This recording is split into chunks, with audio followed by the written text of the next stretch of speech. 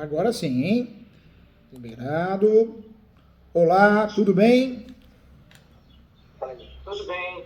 Gente, boa noite, viu? Boa noite já, né? Passa rápido, Boa né? noite. Boa noite, vocês estão bem? Tá todo mundo com a cabeça boa? Porque não é só o físico, né? Hoje em dia é a cabeça, gente. Eu falo que não adianta só cuidar do físico. Eu acho que hoje tem que cuidar muito da cabeça, que a gente adoece fácil, né? Todo mundo, né? É muita informação, as redes sociais, Instagram, todo mundo é feliz, todo mundo é bem sucedido, ninguém tem problema. Ilusão. Ilusão porque a vida é igual para todo mundo, cada um com as suas batalhas, né, gente? Gente, prazer em conhecê-los, viu? Mais que o professor, vocês ganharam um amigo. Eu tô aqui para ajudar, tá bom? Certo. O que está acontecendo? Delaias, é isso, né? Gelaías. Delaias. Gostei, nome diferente, né? A mãe escolheu ou foi o pai? Ou é a mistura? Foi meu pai, isso é bíblico. É Ah, legal, um nome bíblico. que legal, que bacana. É um nome bíblico e teve uma participação importante, se eu não me engano, né? Eu acho que na participação foi aquele homem que acabou ajudando com as suas ovelhas, é isso ou eu estou fazendo confusão? Uma comunidade, não foi? É, tem uma história, tem no meio aí da Bíblia, da história bíblica tem Tem essa história, né? essa pessoa É, ali. se eu não me engano, né, não sou um grande conhecedor do assunto, mas eu acho que ele doou as ovelhas, né? Porque a comunidade estava passando fome, não sei se é isso, não me recordo. Depois eu vou pesquisar. Tá certo. Gente, fica à vontade, vocês ganharam um amigo aqui, tá? Não tem frescura não, tá bom? O caso aqui é de um inventário. No inventário. Aí, para conhecer a história, é uma família, aí tem um casal, 5 filhos. Aí a mãe faleceu, entendeu? Entendi. Em 2019. Agora o pai já tinha, antes do casamento, 4 filhos. Aí ela faleceu em 2019 e a maioria dos bens era no nome dela. Inclusive tinha uma empresa. Agora o capital social, 47 mil, que não foi atualizado, que tem bens que vale muito mais do que isso. Aí nessa empresa tinha tem um imóvel que o valor venal na prefeitura é 158 mil. 158 mil. Mas um prédio, 44 apartamentos, tem outras construções nesse terreno. Agora, na prefeitura tem registrado só 300 metros quadrados de construção. 300 metros quadrados.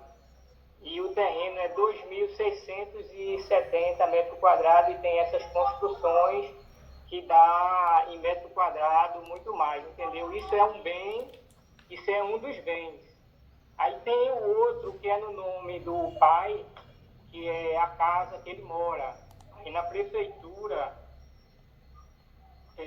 o valor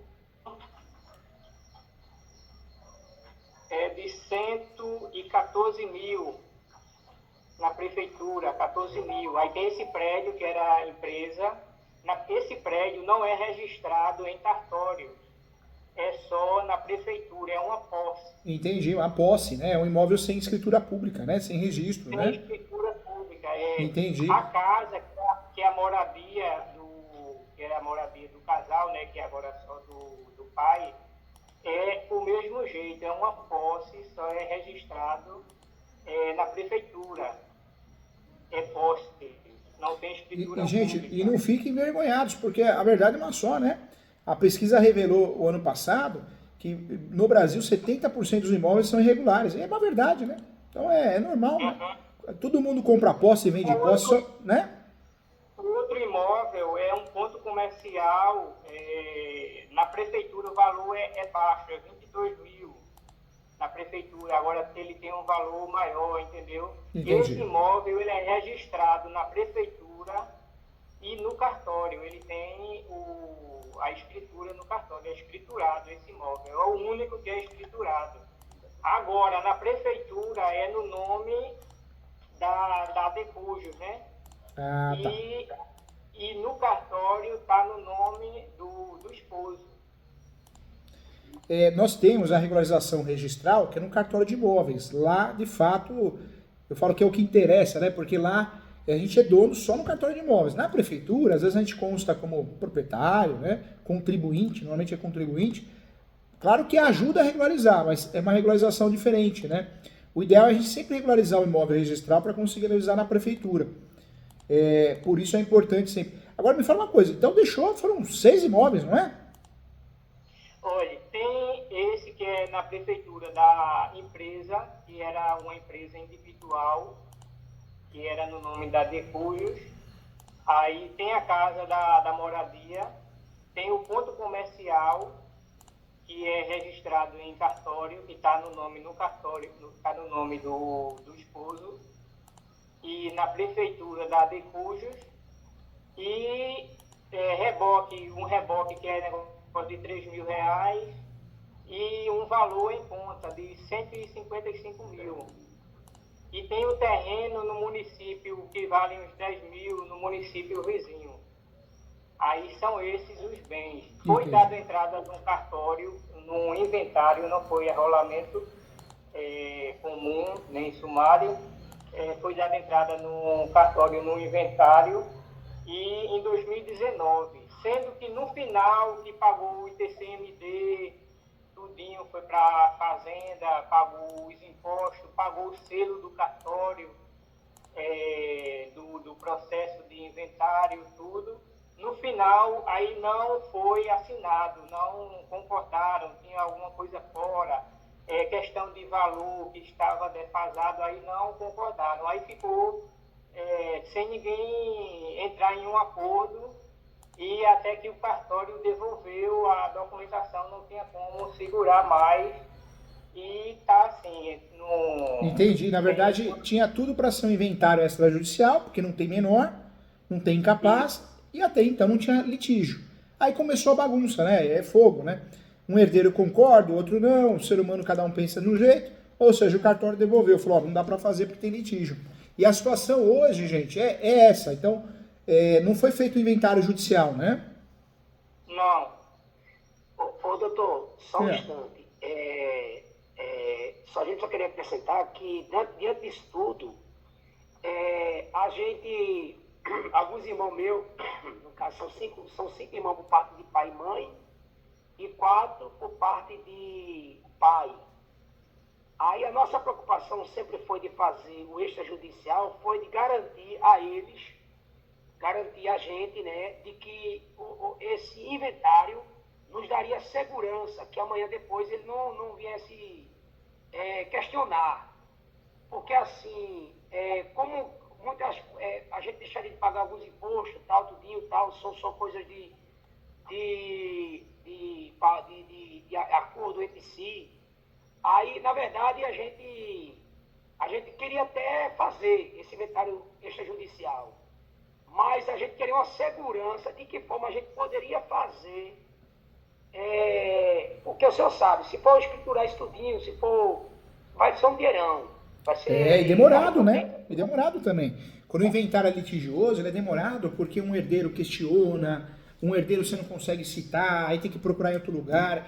Tudo que é litigioso, podendo fugir, quando dá, é bom, né? E hoje, como que tá a família? A família se dá bem? São unidos? Ou tá todo mundo brigado? Como que tá a situação? Não, tá todo mundo unido. O que preocupa a família é exatamente isso. Vamos assinar, vamos. Mas a gente quer uma segurança de que no futuro, aqueles outros 4 irmãos, não vai haver nenhum questionamento. Apesar que não é da mãe dele. Mas como se trata de algo que meu pai construiu com ele, e vai ser uma coisa extrajudicial em acordo, a gente precisaria fazer uma coisa que assegurasse, entendeu? Que esse inventário não precisasse escriturar, não precisasse ficar entre a gente mesmo, um acordo entre a gente, mas que valesse, que nos assegurasse. E os irmãos assinariam? Apesar que a gente não quer deixar os outros de fora, que também alcançasse os direitos dos outros. Entendi. E os outros irmãos, né? De parte de pai, né? De parte de pai. Também se dão bem? Ou como que tá? Ou é mais afastado?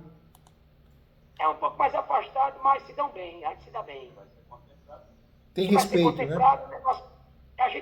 O interesse da gente não era deixar ele de fora.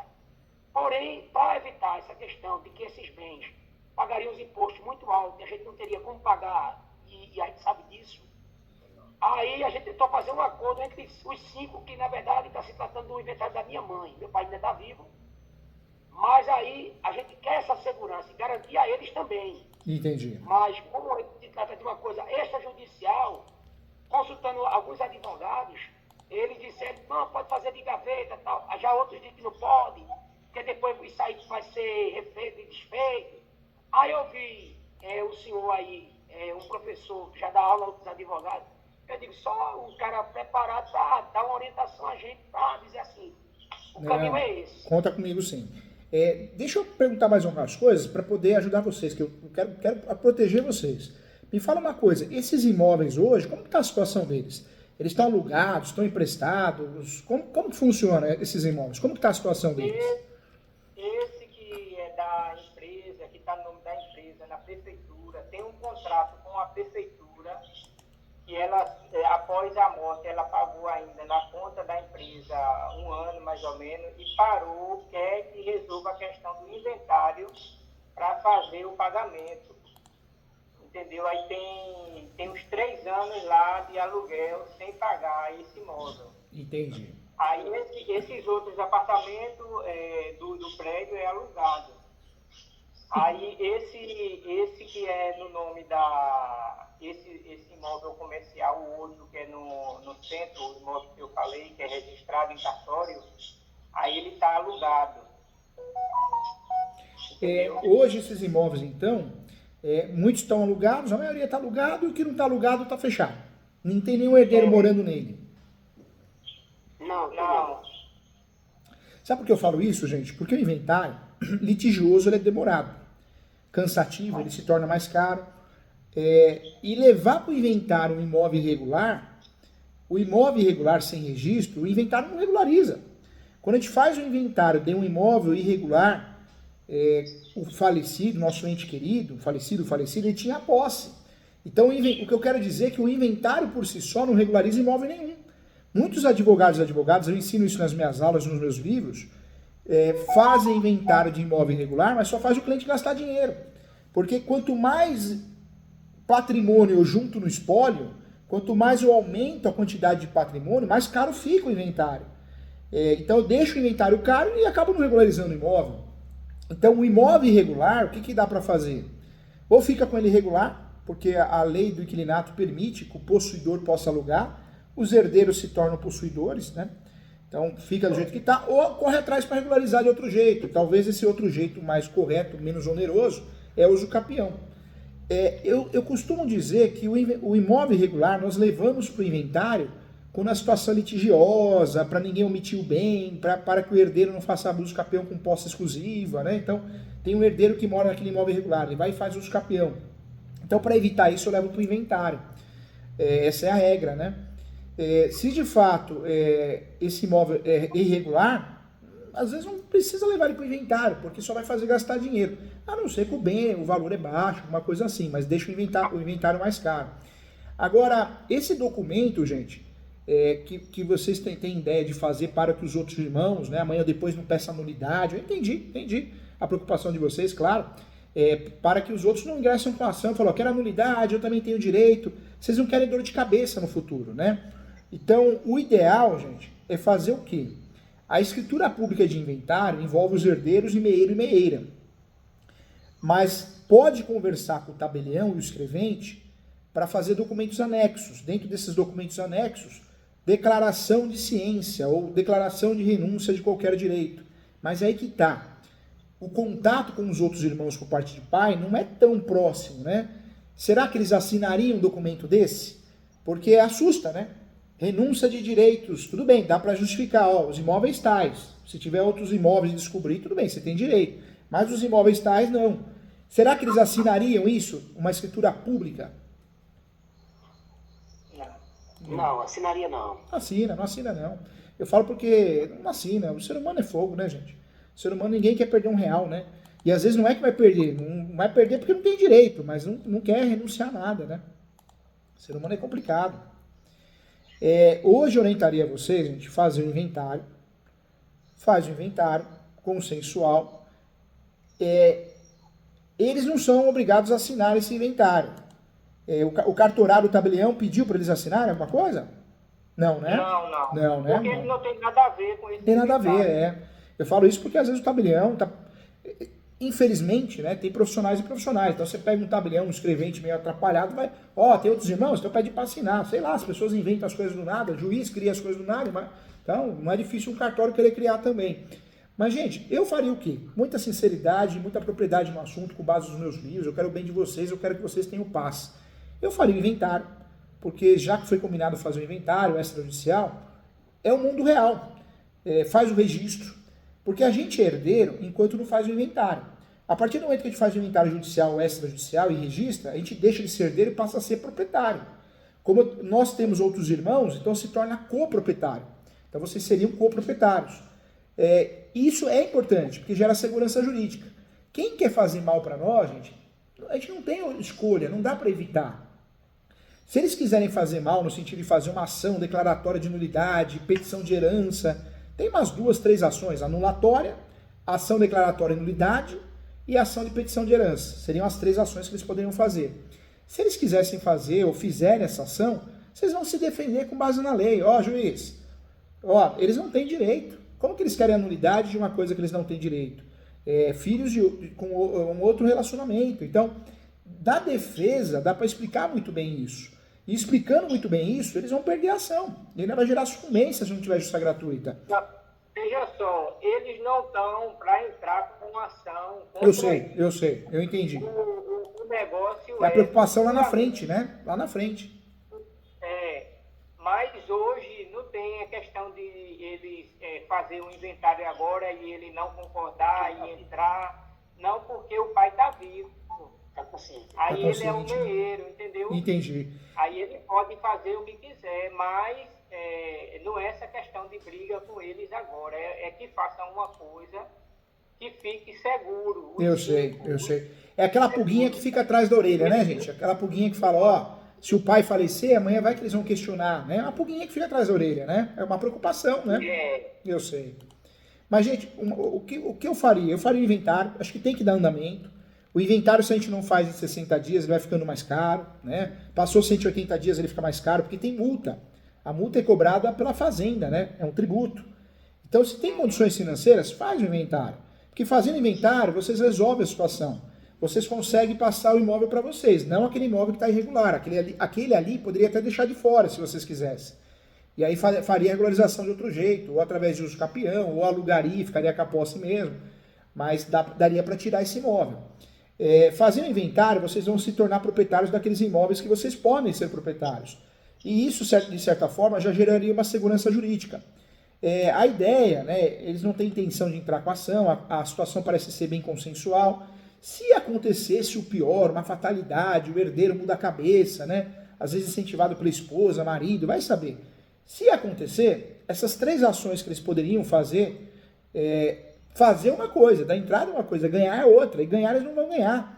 Porque se o tabelião de notas está lavrando uma escritura pública com base no direito de vocês, dos irmãos, de quem tem direito, vocês estão seguros de certa forma. Tabelião pode até errar, né? Escrevente pode até errar, mas não é o caso, né? Não é o caso porque está bem desenhada a coisa. Então, gente, eu daria andamento sim, eu daria andamento, e eu sei que é uma preocupação, mas é uma preocupação, gente, que não tem jeito.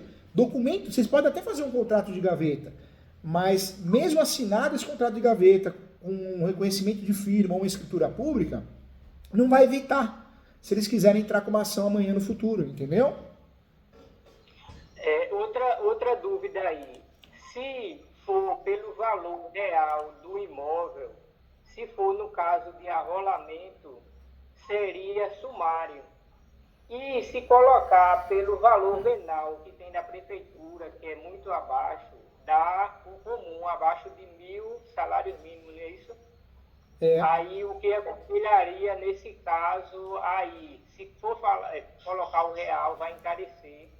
E seria no caso de arrolamento, seria arrolamento sumário. E esse arrolamento pode ser judicial ou extrajudicial, no caso de arrolamento? Pode sim. O arrolamento, na verdade, é um inventário, né? Só que ele é simplificado em virtude dos valores dos bens do Montemor. Então, poderia ser feito no cartório também. Poderia ser feito no cartório também. O cartório pode fazer inventário a título de rolamento ou a título normal, né? Convencional. Poderia ser feito sim, gente. Poderia. Agora, nessa questão de valor de imóvel. O inventário, ele exige, as legislações estaduais são estaduais, né? A exigência é sempre o valor de referência. Foi criado um valor de referência que é um pouquinho acima do valor venal. Eu sempre gosto de usar o valor venal para ver se passa, quando é o inventário judicial. Quando não é judicial, quando é feito no cartório, gente, o cartório não é bobo. O cartório, o que ele faz? O cartório ele vai ver sempre o maior valor, né? Então, o cartório, o que ele faz? Ele vai ver o valor venal, vai ver o valor de referência e vai ver como um contrato. O cartório, dificilmente um cartório, ele não vai no maior valor. Porque quanto maior o Montemor, maior os honorários do cartório, os emolumentos, né, que é o nome correto. Então, o extrajudicial ele tem uma vantagem muito grande no inventário, que é rápido. Mas a desvantagem é essa. Talvez o cartório ele cobre um pouquinho mais, porque ele vai com base no maior documento que ele achar. Se ele vê um contrato de 100 mil e vê o valor venal de 50, ele vai no contrato, entendeu? Uhum. Por quê? Porque aumenta o Montemor e aumenta os emolumentos deles, né? Do cartório. Mas tem o risco da estadual também, né? Tem. E fora isso, né? O cartório vai alegar isso. Ó, eu vou no maior valor porque é o certo para não ter dor de cabeça.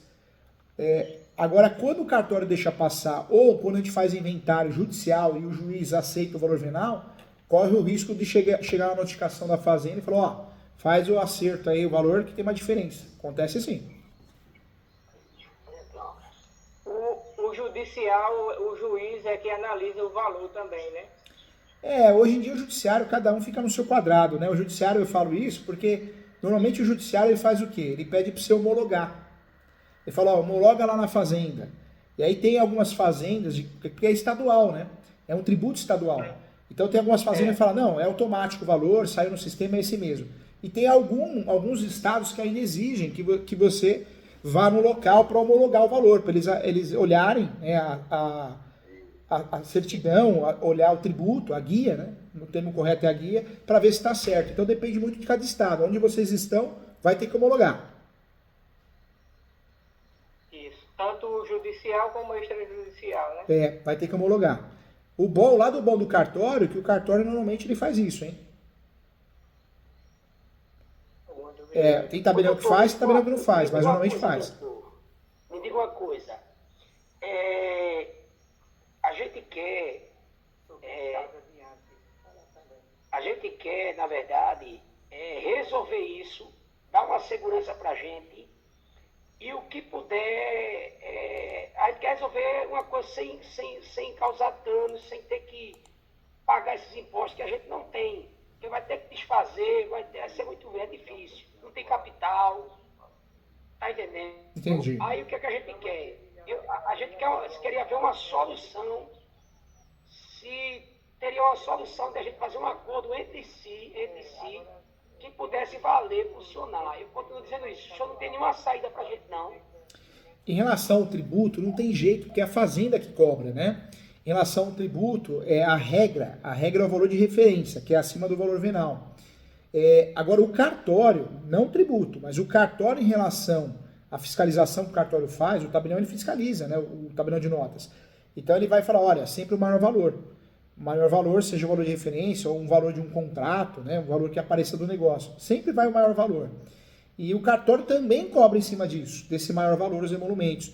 Então, em relação ao gasto, gente, a gente não tem saída. Com muita propriedade no assunto, a gente não tem. Hoje, essa situação de vocês, o que eu faria, oriento fazer com muita propriedade? É fazer um inventário. Se esses irmãos assinassem, né, uma declaração de ciência que não tem direito, ótimo.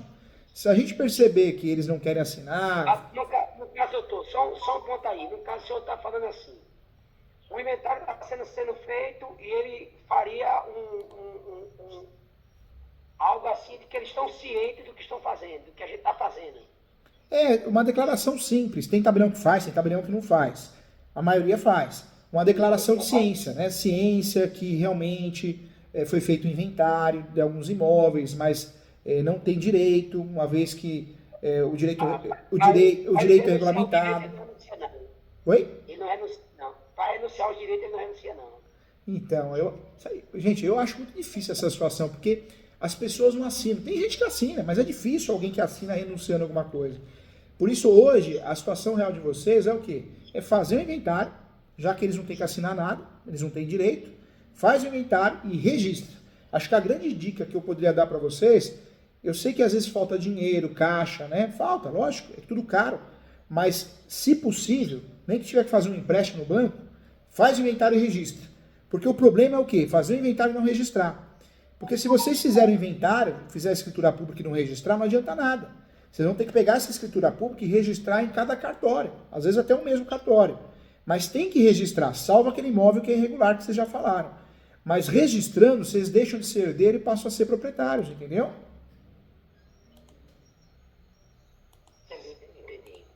Porque vocês sendo proprietários, gente, é mais difícil deles questionarem alguma coisa amanhã. Me parece que não vai questionar nunca, mas é mais difícil, né? Agora, a declaração, eu não vou assinar. E outra coisa, se vocês forçarem uma situação, mas tem que assinar, vai acabar gerando uma inimizade, né? Irmão é assim, né? Ô, doutor, me diga uma coisa. Esses imóveis que a gente, na verdade, eles só são de gaveta, e a gente não pode encaminhar esses imóveis para uma outra situação, não? Pode. Eu até falei sobre isso. Eu sei que muito advogada, às vezes até o cartório, né? Não, vamos fazer inventário, tem que fazer inventário, não interessa se o bem é regular ou irregular. Eu não compartilho dessa opinião. Eu falo até nos meus livros, né? Nesse aqui, pelo menos, eu falo muito, inclusive. Não se faz inventário de imóvel irregular. Por quê? Você só vai gastar, não vai regularizar nada. O inventário de um imóvel irregular, porque o pai, a mãe, né, tem um contrato de gaveta, vocês não vão conseguir registrar e passar para o nome de vocês. Porque não estava no nome do pai e da mãe, né, dos nossos antes queridos falecidos. Então, o que eu faria para deixar esse inventário mais econômico, menos oneroso, menos caro? Eu tiraria esse imóvel de posse. Seja muito ou seja pouco, é um valor que ajuda, né? Professor Júlio, mas o que eu faço com esse imóvel de posse? Vocês podem fazer amanhã ou depois um uso campeão, que é muito mais barato, entendeu?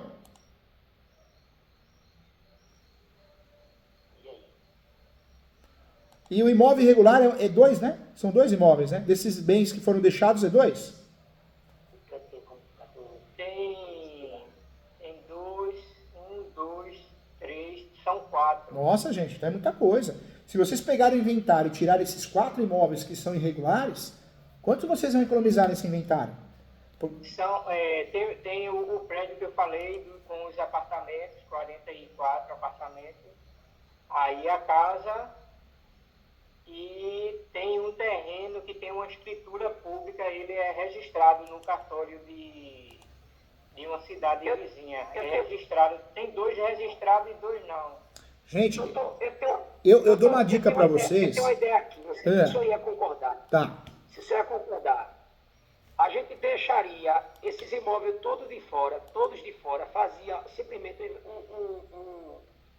um inventário o mais simples possível, com quase sem nada. Mas houvesse, se o senhor pudesse, nesses imóveis que são de fora, porque a preocupação da gente é essa. A parte da gente que é 50%, meu pai que é meieiro, a gente quer garantir a ele que ele sobreviva de toda a renda até os últimos dias da vida dele. Tá entendendo? Desde quando minha mãe morreu, que já faz 5 anos, é feito assim. Meu pai, a ele, é garantido toda a renda, 100% a ele. Tá entendendo? Apesar que ele ajuda, quando um irmão meu precisa, quando alguém precisa, ele sempre ajuda. Aí o que a gente faria? Deixaria esses imóveis de fora e fazia um acordão e aí poderia se organizar até uma reunião, uma coisa assim, sei lá, com parte de pai e de mãe, e um acordão com todo mundo, e todo mundo só a divisão dos bens quando meu pai não estiver mais aqui, mas já dividido, não vai para o inventário. Aí o senhor nos daria uma ideia de um documento, tá entendendo, pai? Ótimo, Pode entendi, ser. ótimo. Eu vou explicar para todo mundo. Boa, gostei. Nesse imóvel, ele precisa de algum documento para ser transferido na prefeitura, porque tem um contrato com a prefeitura e tem dinheiro para receber e a prefeitura está esperando. Sabe que está em processo de inventário tal, e estão aguardando lá isso aí. E não estão pagando esse aluguel. Sabe? Aí, como é que muda na prefeitura esse imóvel, se está no nome da empresa que a Decujos era a única titular? Gente, eu gostei da ideia. O que pode ser feito para vocês economizarem, né? Para que seja menos oneroso? Faz inventário só dos imóveis que estão regularizados. O que é o imóvel regular? É o imóvel que está no nome do pai e da mãe. Esse imóvel que está no registro de imóveis não é escritura pública não, hein? Escritura pública não faz ninguém dono de nada. O que faz alguém dono de alguma coisa, de fato, é a certidão de propriedade do cartório de imóveis. A gente tem que entender que tabelião de notas lavra escritura pública de inventário, compra e venda. Quando eu tenho uma escritura pública em mãos, eu não sou dono, proprietário. Eu só sou proprietário se eu levar a escritura pública e registrar, que é a mesma coisa com o inventário. Se vocês fizerem inventário, vocês vão ter uma escritura pública no nome de vocês. Mas se não registrar, vocês não são donos. Então sempre a gente pega a escritura pública e registra no outro cartório, que é o cartório de imóveis. Isso é o correto. O que vocês poderiam fazer? Faz inventário só dos imóveis que estão registrados. Ou seja, que está no nome da mãe e nome do pai. Só. Os outros imóveis que é contrato de gaveta, que o pai e a mãe comprou através de contrato de gaveta, vocês não fazem inventário. Faz um contrato entre vocês, ou a mãe de vocês, faz um contrato que, no caso o pai, né? Desculpe, o pai que está vivo, né? Graças a Deus. O pai faz um contrato com vocês de cessão de direitos possessórios, não onerosa. Ele doa os direitos possessórios dele em vida para os filhos. Porém, ele tem o usufruto dessa posse, ou seja, o aluguel é dele, para ficar bem do termo que vocês já fizeram. E aí sim, né? Vocês vão gastar menos no inventário, vão regularizar de fato os imóveis que já estão regulares. E esses dois imóveis que vão ficar irregulares, eles continuam irregulares. E vocês vão continuar usando do mesmo jeito, alugando, né? Tentando alugar. Doutor, só um ponto. Aí o que a gente poderia fazer? O que eu queria ver se o senhor aprovaria. Vendo essa situação todinha, eu pensava assim, chama os 5 filhos, que é os herdeiros, o meio e os futuros herdeiros. Por quê? Porque, na verdade, a gente vai deixar o mais simples possível o inventário e vamos assinar. Mas aí haveria um acordo, já que no falecimento do meu pai já estaria dividido as partes. Isso mesmo. Na verdade, essa sessão de direito que eu estou falando... Mas, veja bem, ficando de fora, veja bem, mas o que a gente não quer perder é o direito da parte da minha mãe, esse problema. Tá entendendo? Porque hoje a gente já é herdeiro da minha mãe.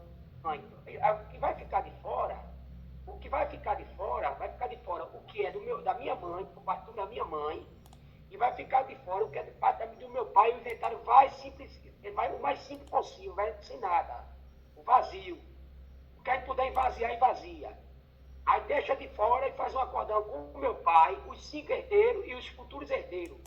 Aí diz assim, olha, antes de fazer o inventário, enganchou o inventário aqui, tá enganchado, tá entendendo? Não tem como resolver, ninguém chegou num acordo, entendeu? E a gente quer fazer um acordão, assina lá. Agora o que a gente quer fazer? Esses imóveis de fora, vai ser aqui, você já sabe que 50% eles são herdeiros já. E dos 50% dele, caso que é meu pai, falecer, que torna 100%, 50% é dos filhos, dos 5, e 50% dos 4. Aí, então, é esse tipo de coisa que a gente quer saber se poderia fazer e se isso poderia valer. Entendi. Você entendeu? Entendi. Na verdade... Seria um caminho, se todos estiverem de acordo, seria um caminho que todo mundo teria ciente. O meu problema é que, assim, o cara hoje faz um acordo desse, aí o cara está ciente que não foi colocado no inventário a parte que eu sou herdeiro. Aí por quê? Porque para não haver porque a gente não tem como pagar os impostos. Mas está ciente. Mas amanhã ele diz, não, eu não quero saber não. Ele não botou no inventário porque não quis. Eu quero mesmo, eu quero tudo. Eu quero 10%. Eu quero tudo. Eu quero o da mãe dele e quero do meu pai.